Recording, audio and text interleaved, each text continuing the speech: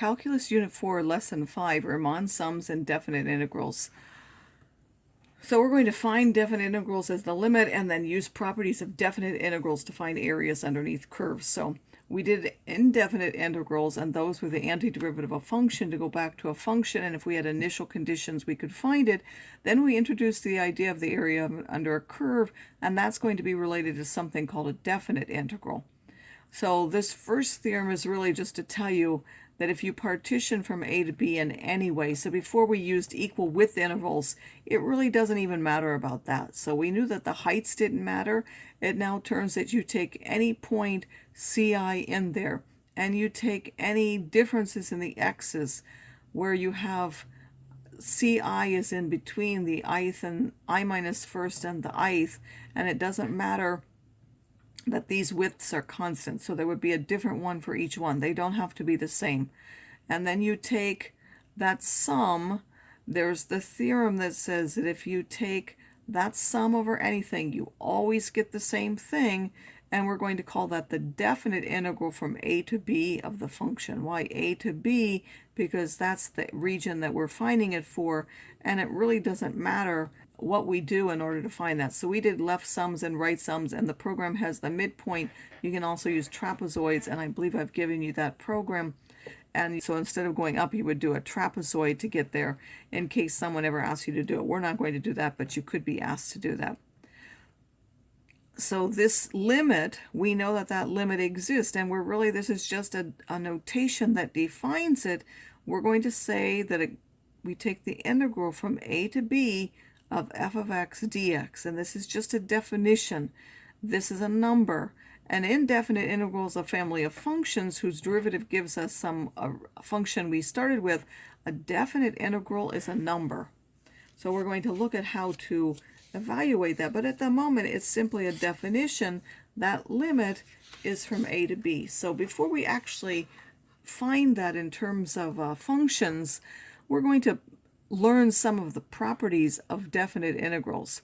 So if we have a continuous function, then it has to be integrable, so the definite integral from A to B of f of x dx. The strongest condition then is differentiable. If we know something is differentiable, it has to be continuous, because we know at a point of discontinuity it's not differentiable. And if it's continuous, that means it's integrable. So something that's differentiable has to be integrable at the end. So if we knew we had the derivative, we know we can integrate it.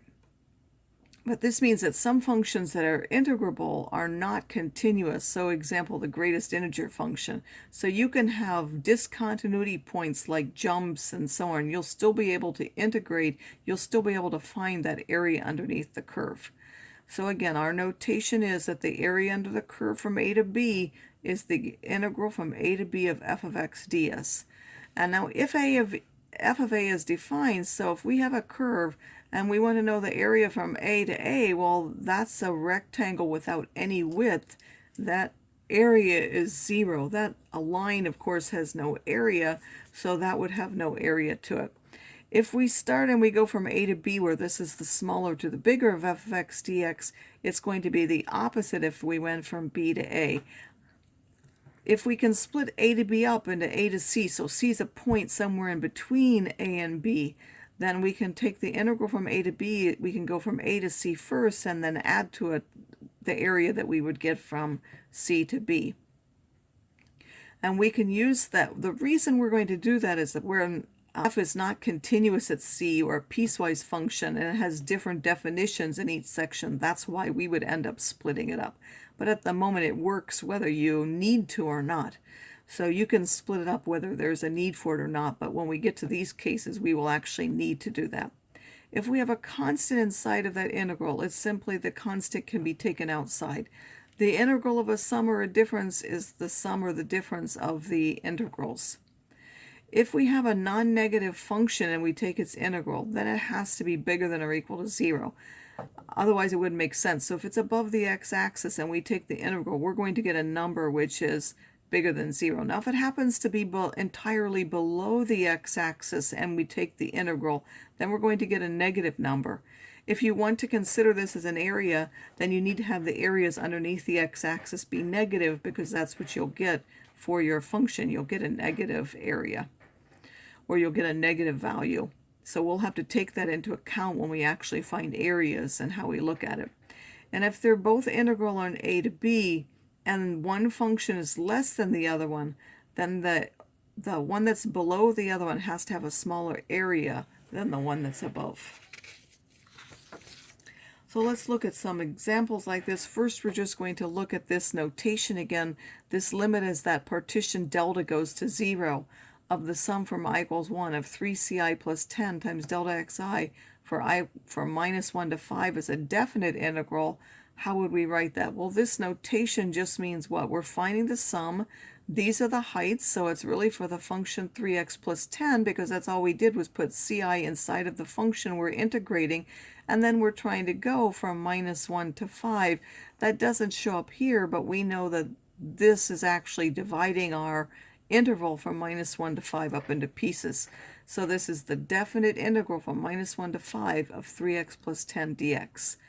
If we wanted to find the area underneath this curve from minus 5 to 5, again, when we graph it, we would have to make sure that it's all above or below. So this is all above the x-axis. So we're going to integrate from minus 5 to 5 this curve, and that dx is just telling us the variable. It says sketch the region whose area is given by this, and then use a geometric formula to evaluate that. So again, we know it's the area. So what does this mean? If we draw the line 3x plus 4, so I've graphed the line 3x plus 4 using this y-intercept of 4 and a slope of 3, and then I want from 0 to 2, so I want this area. Well, now we look at that. This is just a trapezoid, so I can use the trapezoid formula, which is 1/2 the sum of the two bases. One is 4 long, one is 10 long, and then multiply the height, or the distance between those, which is 2, and that's 14. So this area is 14. We might also be given some different integrals and then asked to find other ones. So if we have from 2 to 4, and we now want from 4 to 2, we need to know it's the opposite of that. If the one from 2 to 4 gives 6, then from 4 to 2 gives the opposite of that, it's minus 6. If we have 2, 4 of 8x dx, we don't have any 8 up here, but we do have x, so we know we can take the 8 out. It's 8 times this one. That one is 6, so that would be 48 as the area underneath that one. The integral from 2 to 4 of x minus 9 of dx, well, we know it's this difference, so we can take the difference in the integrals.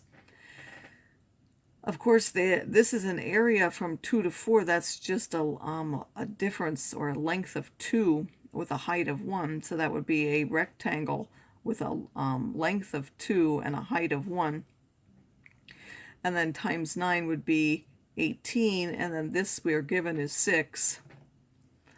And besides that, they already told us this was 2. But at any rate, if we want this, again, we can split it up into 3 parts, take out the constants, and then simply plug in the values that we have. We might also be given something like this. We have from 0 to 5 and then from 5 to 7. Well, we know if we add those together, this 5 is in between points, so that would give us from 0 to 7 to 13. If we go from 5 to 0, we know that's the opposite of the one from 0 to 5. If we go from 5 to 5, that means it's just a line and there's no area at all, so that has an area of 0. And if we put a 3 inside, we can know we can take that out, so we would get 3 times 10, or 30.